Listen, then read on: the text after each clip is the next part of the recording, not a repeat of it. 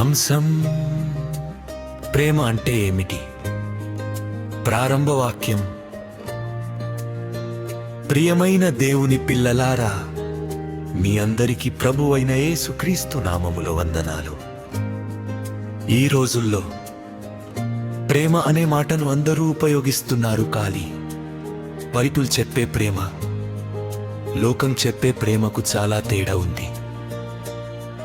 మరి నిజమైన ప్రేమ అంటే ఏమిటో దేవుని వాక్యం ద్వారా తెలుసుకుందాం.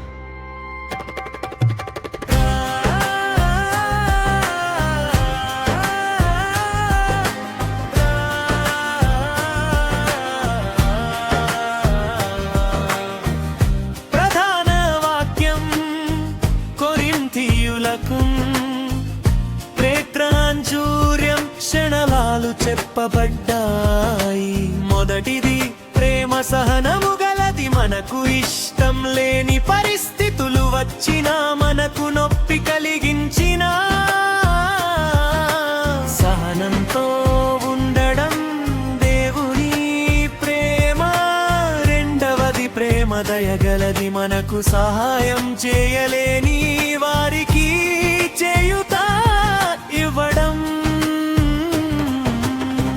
కష్టాల్లో ఉన్న వారిని ఆదుకోవడం దేవునికి ఇష్టమైన ప్రేమ. మూడవది, ప్రేమ అసూయపడదు, గర్వపడదు. ఇతరులు ఎదిగితే సంతోషపడాలి. మనం చేసిన మంచిని గొప్పగా చెప్పుకోవద్దు. ఇవన్నీ మన ప్రభువైన యేసుక్రీస్తు తన జీవితంలో చూపించాడు. ఆయన పాపులను ప్రేమించాడు, రోగులను స్వస్థపరిచాడు,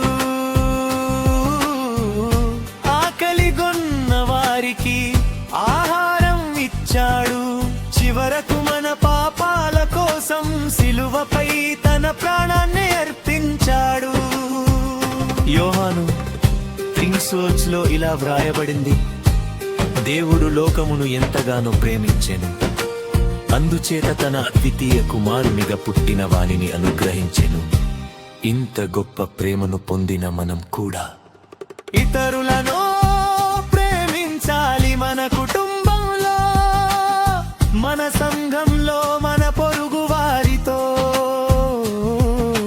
మనకు అపకారం చేసిన వారితో కూడా ప్రేమగా ఉండాలి. మన ప్రేమ మాటల్లో మాత్రమే కాకుండా మన పనుల్లో కనిపించాలి. క్షమించడం,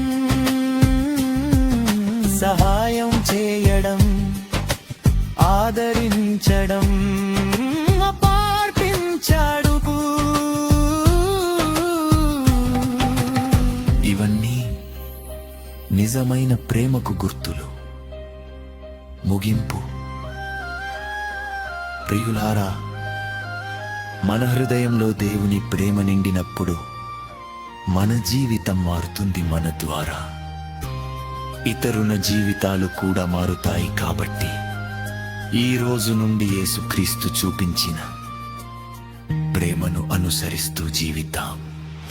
దేవుడు మిమ్మల్ని సమృద్ధిగా ఆశీర్వదించునుగాక.